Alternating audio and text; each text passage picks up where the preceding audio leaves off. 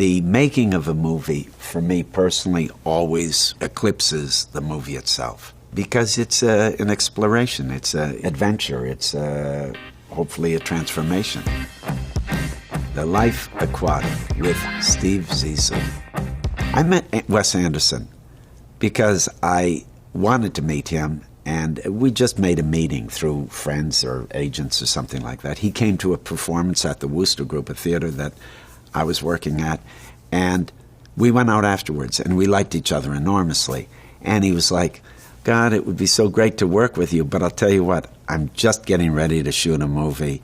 I'm going off to Rome, to Italy to shoot this movie, and it's all cast. But, you know, when I finish it, maybe in 3 or 4 years, we can do something. And I thought, great.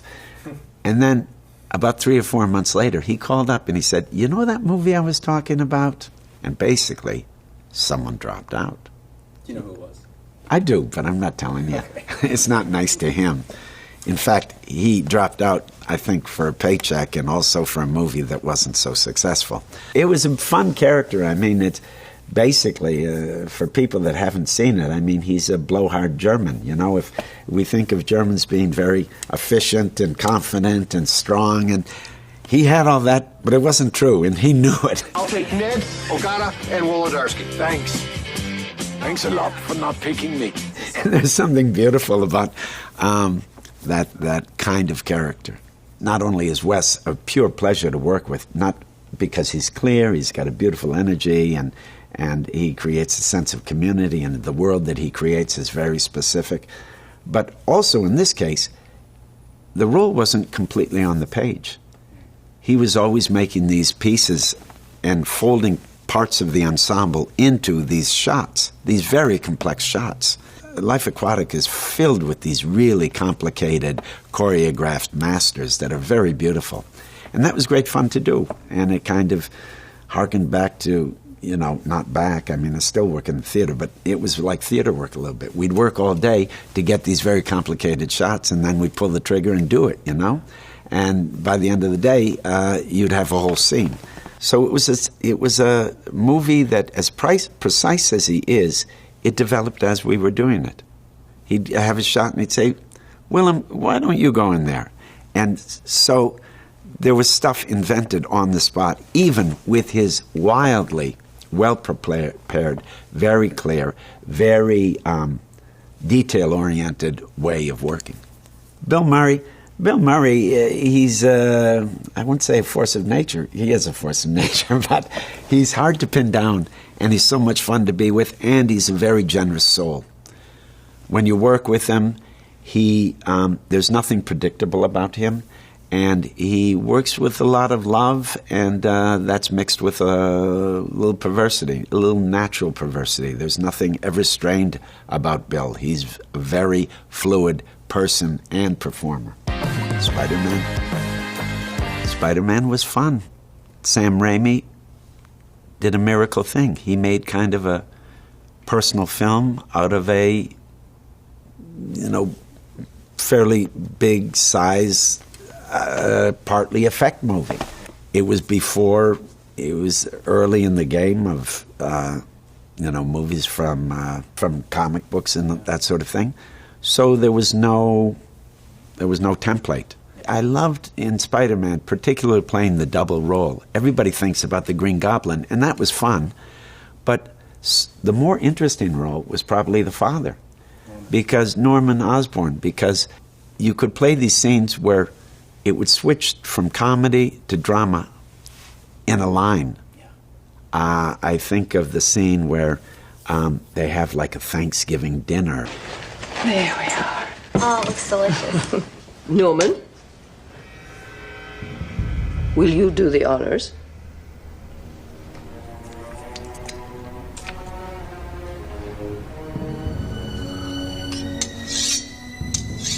There's a couple of scenes that still make me laugh because they're so double-edged, and they go back and forth between being really heavy and really kind of silly. And the movie is filled with that. What do you want? To say what you won't, to do what you can't, to remove those in your way. The mirror scene's cool. Sam Raimi gave me Dr. Jekyll and Mr. Hyde to read before I did that. But it was fun, and we basically did it in one take. I think in the final thing, for whatever reason, they cut it. But we always shot it in one take, and it became a beautiful gang because I had to switch those things, and also for the camera to be in the mirror the correct way. And I had to dance with the camera a lot on that scene. There were a lot of mechanical effects in that because I think some of the visual effects weren't so sophisticated then, and they were really fun to do. To be on a wire, to fly around.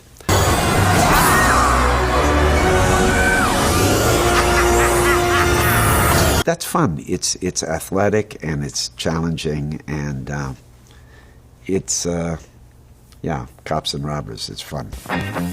Florida Project. Florida Project was a beautiful project because, for many reasons, Sean Baker is a really strong, good, principled filmmaker, and it was a beautiful opportunity. I've always loved movies where you can't tell who the performers are and who the found people are when they mix professional actors with people. In fact, I'm very much attracted to films where the actors don't feel like actors. Even when actors give performances that don't feel performed, I like that. So here was an opportunity to not be an actor. Good morning. Yeah, you gotta go home. There's cars coming through here. We got guests. I mean, sometimes there's very showy performances. There's very surfacey performance. Sometimes there's very performed performances, and part of the pleasure is the spectacle of it and the craft of it. But normally, soulfully, I like movies where I don't feel like an actor. And this was a perfect opportunity for that, because Sean created an environment where we were mixing with the people of a real place, and they were kind of guiding us on how to make the movie, because it was really about their experience. Of course there was a structure, of course there was a fiction, of course there was a screenplay. It wasn't all improvised.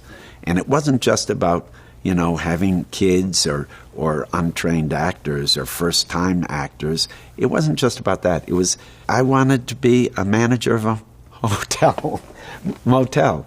And I was, and I learned how to do that, and it supported what I've always thought about performing.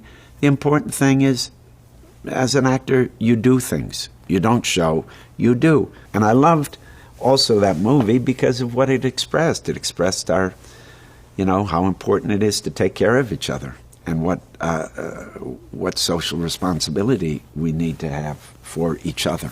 At Eternity's Gate, directed by Julian Schnabel, a film made by a painter, about a painter. I played Vincent van Gogh. It was written by Julian and Jean-Claude Carrière.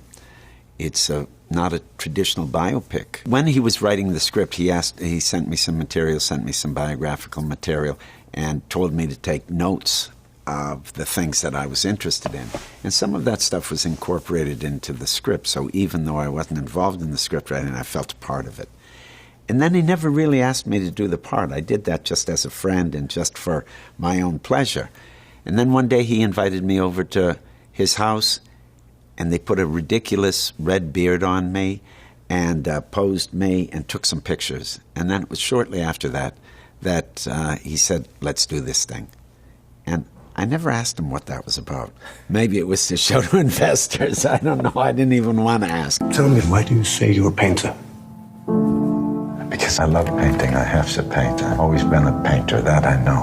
One of the nice things about playing characters based on characters that are real-life characters, characters based on historical characters, is there's usually a wealth of material. You have a wealth of things to study, and it changes how you think. I mean, I've played, the ones that come to mind, of course, Jesus. A lot is written about him. T.S. Eliot. With Van Gogh, you have the paintings, you have the letters. It's a wealth of things to research. But then, of course, ultimately, you have to forget the research, and you have to forget that you're playing Vincent van Gogh or Jesus, and try to find the human aspect. Boondock Saints. Boondock Saints was a movie by Troy Duffy that became something of a cult hit, pretty much all over the world. But it was a movie that never really had a proper release. It started with, if you don't know the story, Troy Duffy was working in a bar that had a lot of industry people in it. And he also really loved movies. And he basically had an idea for a movie, and he wrote it, and then he passed it to one of his clients, and they went crazy for the script, and there was a big bidding war, which Harvey Weinstein then won, and he was going to make this movie. And part of his strategy to get this movie done was he started to do a lot of press about how he had found the next Tarantino or something like that. There was a big hubbub about this movie before the guy even shot a foot. But then they started to have arguments about the casting, is my understanding, and it was put in turnaround. Then a company picked it up, and in that version, then I was cast as this character, Smecker, who was a very interesting character. He's a very intuitive detective. I'd like to thank whichever one of you donut-munching, barrel-assed, pod-pulling sissies leaked this to the press. He's gay, but he has a special connection to classical music. There's many things that are interesting about him. It's basically a comic performance mixed with action stuff and fun, kind of politically incorrect things. I think that's why it has a big following. There's I can tell up when a certain person comes up to me, I know what movie they're going to talk about. It's that kind of movie. Platoon. Platoon was very important for me because not only was it a movie that I like very much and I loved the experience of doing it, but it also changed a lot of things in the sense that it was one of the first movies that was both a critical and popular success, and it was my first Oscar nomination. Also, it kind of crossed over into hard news a little bit because I think it did have an effect on Vietnam vets, how they were accepted and how they were viewed. So it had a really positive social effect. I don't want to overestimate that, but as part of the movie, I felt that very much. If you're going to get killed in the now, it's better to get it the first few weeks. Also, the preparation was really intense and wonderful and a little irresponsible. You probably couldn't do that now. It's been much imitated since that, this idea that you get some people and you get military people to train them. What we did was really pure, I think. We got thrown out in the jungle. We didn't know what was going to happen. We heard something vague about 2 weeks training. The people that brought us out to the jungle basically left us there. It was like we were stranded, and then it was like, okay, your agents aren't here. You don't make phone calls. You don't do anything. Dig in. And we started to dig holes, and we made a perimeter, and we played war. And it sounds maybe silly, but the people that were training us were very sincere and very serious about this, and they wanted to teach us how to do soldierly things. And I think that was very important because it rooted the movie. We can never know what that experience is, but what we could do is we could learn how to do these soldier things and then apply ourselves in the context of the scenario. And then things would happen to you, and it would be, with a little imagination, it would become a bona fide experience. So I think that was partly the heart of the movie, and also the fact that it was a personal story from Oliver that ran really deep, and also some of the people that were helping to train us had a personal stake in it. You know what I'm talking about? No, I don't. You ain't a fighting squad, you piece of shit! I was like 31 years old, 30 years old, something like that. I was like an old-timer. Most of the people, you look at that cast now, a lot of those people, that was their first film. Not only their first film, but some of these guys had never been out of the country. With Johnny, we had a beautiful scene that was cut, actually. But I could tell, even as we were shooting it, Oliver didn't think it was working. But I loved it very much because we were out there, and he was telling me about his girlfriend back home. And it was a very sweet scene. And we're doing all of this, cleaning ourselves out in the field, as these helicopters are flying over our heads, like really close. So the idea of all that flesh and all this kind of intimate stuff among us and physically next to all this hardware going over our head really expressed something that I thought was interesting. Antichrist. It was one of my favorite experiences in film. I think Lars von Trier is really, his films aren't for everyone, but I think he's a very gifted and brave filmmaker.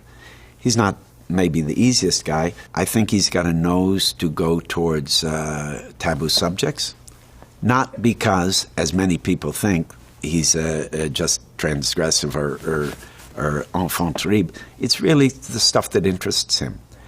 And he's got a gift for film language. I think the prologue of Antichrist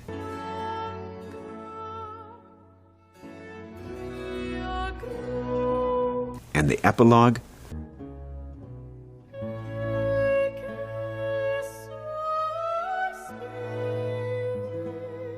are just gorgeous. That's worth the price of admission, as they say. And then the rest of the movie, of course it's difficult. Of course it's ultra-violent in places. But I think it explores some really interesting things about motherhood, about sexuality, about guilt, about mourning, about mental illness, about myths, about certain things about women's power, men's fear of women. Very delicate subjects. I think it really hits them head on. Some of my favorite films are films that express sort of the making of them. And Antichrist was one of those that it looked like it felt. I do watch the films I've been in at least once, so because I'm curious about how they turned out. But generally, I don't linger. I mean, really, when I see a movie, it's not going to really, I don't like to think about studying it or learning from it. I think you learn in the doing. I enjoy movies, but when it's my own, it becomes too egocentric to really study it or look at it too much. Shadow of the Vampire. One of the beautiful things was that was a film where I worked from imitation. And imitation has its limitations, but it's also a beautiful way to work because it frees you. And I worked with a mask, a literal mask and a metaphorical mask, Did I kill some of your people, Murnau? I can't remember. And that also frees you. So I felt very free to goof around, to have fun, to be perverse, and to be this, otherworldly character. The basic conceit, the basic idea behind the film that, this director, Murnau, is going to use a real vampire, in the movie about a vampire is kind of a joke and seems kind of facile or simple, but the way it plays out was pretty interesting. And you can mix elements of real horror and comedy, which is tricky. But for me, it was a dream because I had this heavy mask. I had a great model in the original of Nosferatu. So the movement and how to look and how to act, I could copy, start from there. And then once you're copying, it frees a certain energy that you would normally imagine you'd use on invention to play around. I don't know. I just felt very free. I felt like I wasn't there. It played into a kind of boyish sense of play and invention. Greta is in your last scene. That is when you can have her. After my death scene? Yes. Don't expect realism there, Murnau. What do you mean? Don't cheat me, mortal. Nicolas Cage was a producer on it. And originally, I think this was something he developed for himself. It was created by his company, or developed by his company. And I think originally he was going to play Nosferatu. And I don't know whether he got busy, or the project was too small, or for whatever reason, he started looking for other casting. I think he cast already John Malkovich as Murnau, and he didn't know who he was going to cast for the vampire, and he cast me. And I remember right before we were ready to start, Nick came in and we did a table reading, and he's a very inventive guy. I've worked with him on Wild at Heart and also on Dog Eat Dog, Paul Schrader movie. And I like him a great deal, and he's fun to work with. But at this table reading afterwards, he had lots of ideas, and we're going to shoot the next day. And he had some ideas about how he wanted the vampire character to be a movie fan. He thought that was interesting. And for me, I thought that ruined the whole idea. So I kind of argued with him.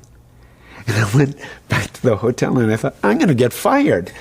I've just had a serious argument. And maybe when I get attached to something, maybe I'm not always polite, you know? I had a serious argument with him about this idea. Who knows whether the idea would stay? He's a pretty impulsive guy. But he was gone the next day, and we proceeded as normal, and I enjoy the movie. Wild at Heart. David Lynch was one of the most fun people to work with, and it was partly because he was so clear. He gave me a beautiful setup. People imagine sometimes that, you know, a good actor's director is someone that talks to you and pulls you aside and tells you how to do things. That hasn't been my experience.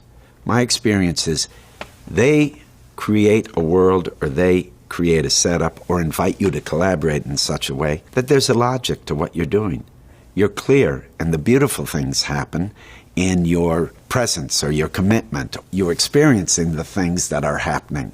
The best experiences are always when you get a good setup, and David Lynch gave me such a good setup and really didn't give me any choices, like in terms of costume. He basically brought this thing out on a hanger and said, Willem, this is your costume. And I was good with that. Normally, you'd have a conversation with this is what I think, this is what you think, blah, blah, blah.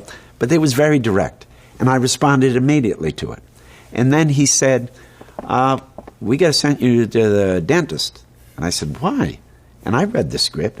I know that he had stumpy, discolored teeth, but I made the assumption that we'd just do it with makeup. He said, no, we gotta make you some dentures. And I thought, wild. So we had these dentures made, and they were the key to the character. Those are dummies. Dummy.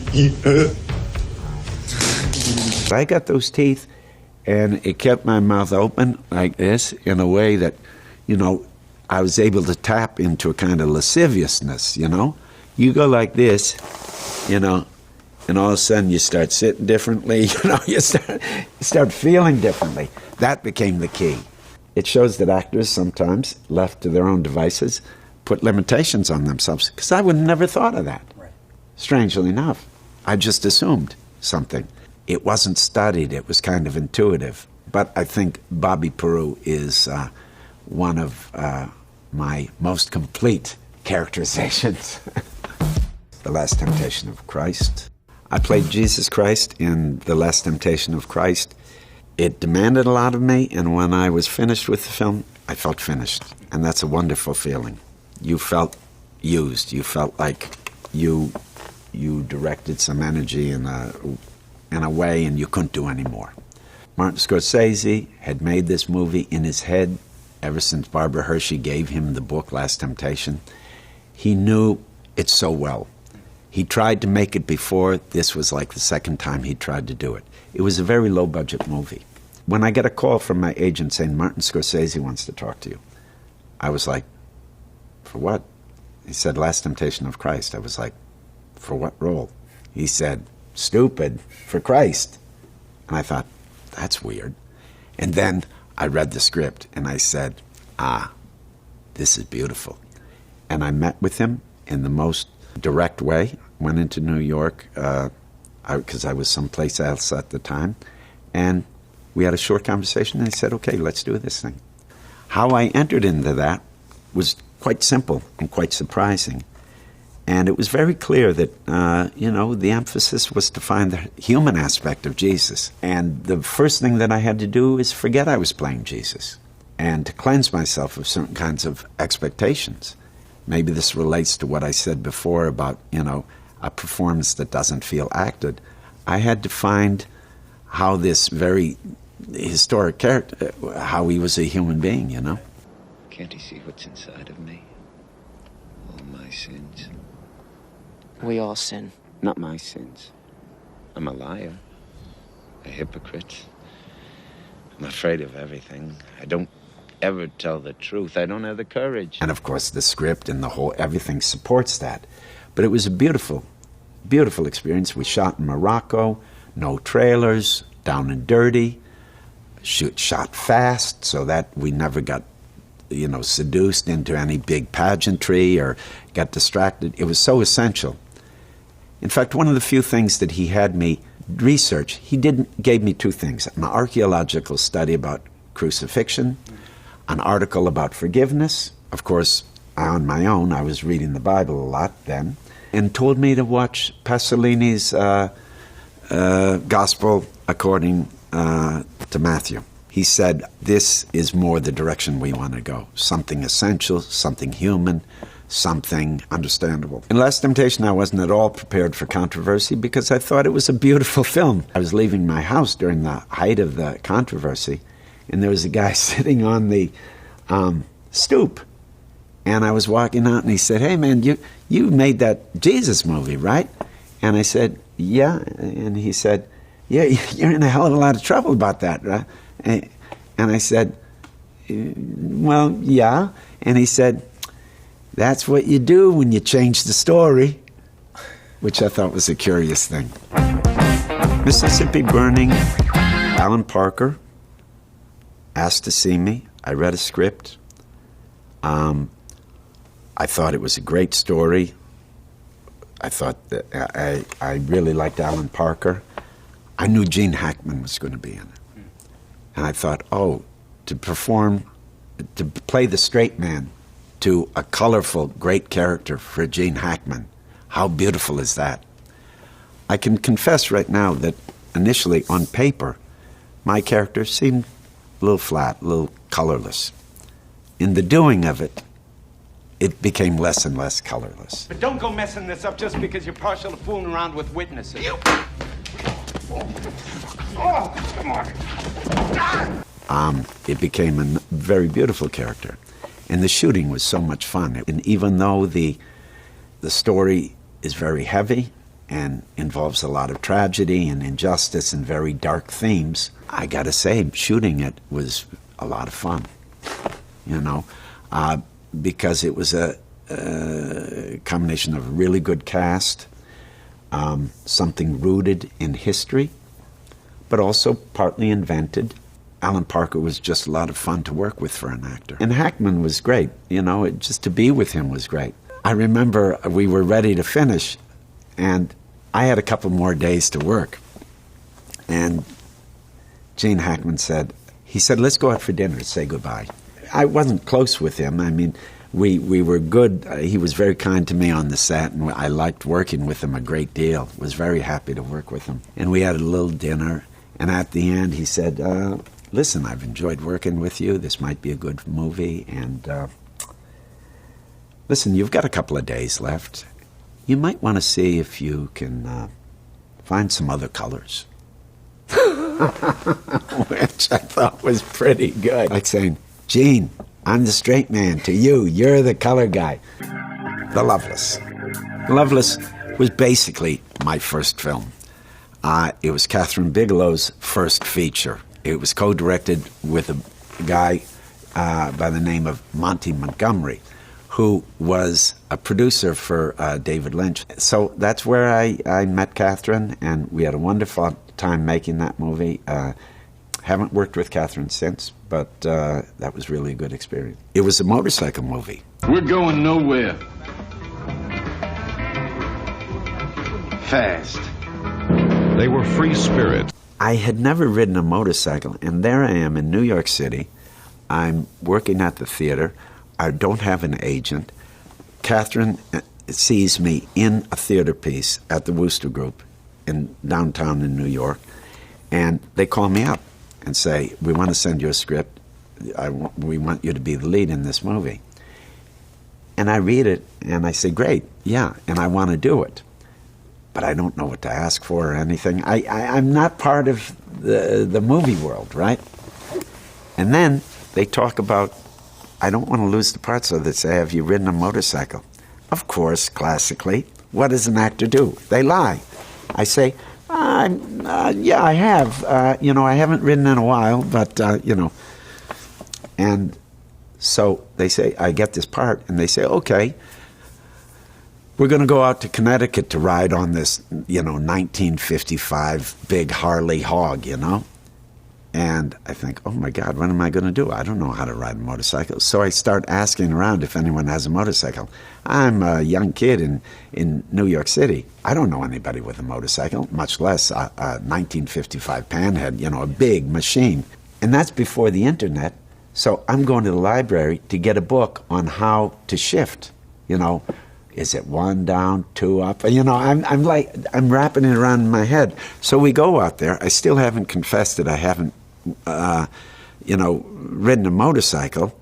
And I get on that machine, and it takes off with me. I go riding, it takes off with me. I go, through backyards of some fancy neighborhood in Connecticut where this impeccably, lovably restored 1955 Harley Davidson was housed. So I think they figured that out pretty quick, but they were patient with me, and I learned how to ride. Mr. Bean's Holiday. I mean, it was a strange choice for me to do. I was happy to do it, and it was fun to do. I think one of the reasons I wanted to do it is I always remember Rowan Atkinson, not so much from Mr. Bean, but from Blackadder. And when I saw Blackadder, I just thought, this guy is fantastic. The highly artistic, but also highly illegal set of French lithographs. Everything. The amusing clock where the little man comes out and drops his trousers every half hour. I was really sucked into what he was doing, so the idea to work with him was great fun.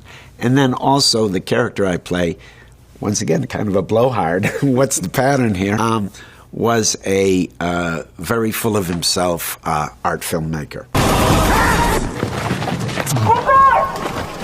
The guy with the video camera is fired. So that's something I know a little something about. One of the things that we did that was really crazy is one of the scenes happens at the Cannes Film Festival. So we stole the red carpet in Cannes. I think we had permission, but I'm not sure. We, on the red carpet of a Portuguese filmmaker named Pedro Costa, whose films are very serious and very strong, we invaded his red carpet. I felt guilty. I morally thought it was the wrong thing to do, but we did it anyway. So that was fun. To Live and Die in L.A., Billy Friedkin, really fun to work with. Good script, interesting character. I'm driving around in a Ferrari. I've got a beautiful house. I'm also getting to learn how to print money. That was really fun and really fascinating. That's one movie that I've looked back at and I thought, you look like a little kid, but you're playing such a heavy character. And I remember when I was in New York when I was younger and I'd be going out to clubs, sometimes these real imposing guys would say, whoa, it's Rick Masters, Somehow it worked, that character was like, had some, was scary, made people nervous. Do you like playing bad guy?